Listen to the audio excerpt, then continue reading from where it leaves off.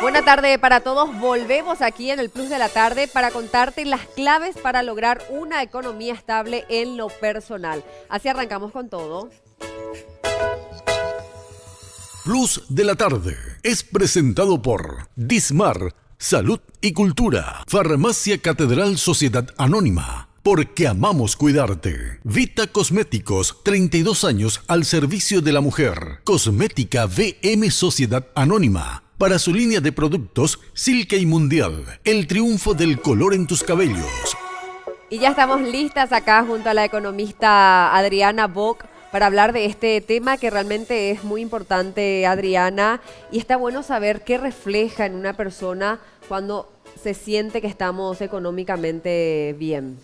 Y realmente el punto financiero es muy importante en la vida de todas las personas, no siempre lo queremos reconocer o visualizar porque hay muchos tabúes en torno a eso, como que el dinero es cosa de gente avara o materialista, y en realidad tanto la estabilidad financiera influye positivamente en una estabilidad emocional y también la estabilidad emocional se vuelca en una estabilidad financiera, como que ambas cosas se retroalimentan entre sí.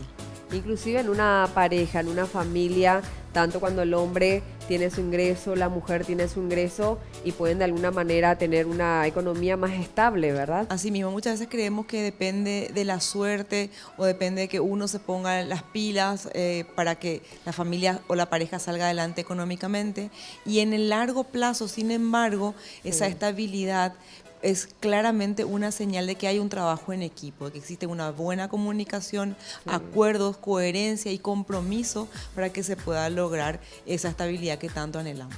¿Y cómo se manejan esas emociones, Adriana, en lo que respecta de una persona de tener todo a pasar a tener nada? Tiene mucho que ver con el desarrollo de la inteligencia emocional, o sea, ser consciente que la vida de por sí tiene altibajos y cuando, digamos, estamos arriba, alcanzamos el éxito, tampoco es el fin de la historia, que en cualquier momento, por A o B o Z motivo, esto puede uno tener dificultades, pero cuando caemos en dificultades tampoco es el fin de la historia, o sea, siempre existe esa oportunidad de recomenzar, entonces estar preparados para los altibajos de la vida es muy importante, poder analizar qué me pasó, por qué me pasó, cuál es el aprendizaje que puedo extraer de esta experiencia de manera a que la próxima vez no repita el mismo error. No nos pasa eso cuando culpamos a la suerte o culpamos a otros del mal resultado que tuvimos, entonces no nos involucramos en esa solución que se puede venir. Si yo no me considero parte del problema, tampoco puedo ser parte de la solución. Si la culpa lo tuvo otro, entonces ¿cómo yo voy a aprender que no tengo que repetir en el futuro? Ya. ¿Y cuál sería la actitud cuando es al revés, de una persona de escasos recursos, después se encuentra en la vida frondosamente en lo económico?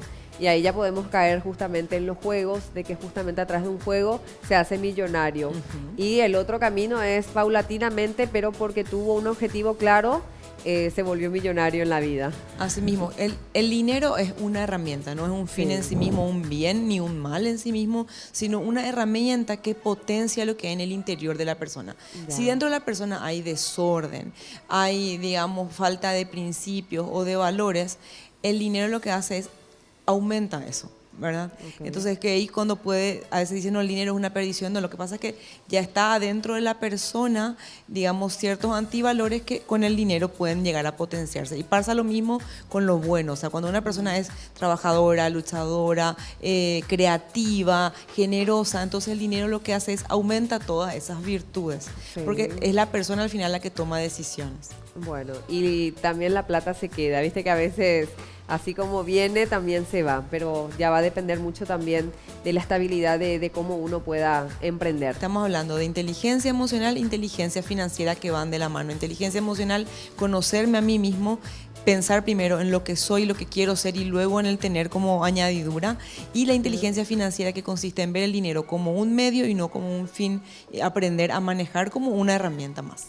Perfecto, así cumplimos con todos los pasos para tener una economía estable en lo personal. Plus de la Tarde fue presentado por Dismar, Salud y Cultura, Farmacia Catedral Sociedad Anónima, porque amamos cuidarte. Vita Cosméticos, 32 años al servicio de la mujer. Cosmética VM Sociedad Anónima. Para su línea de productos Silke y Mundial, el triunfo del color en tus cabellos.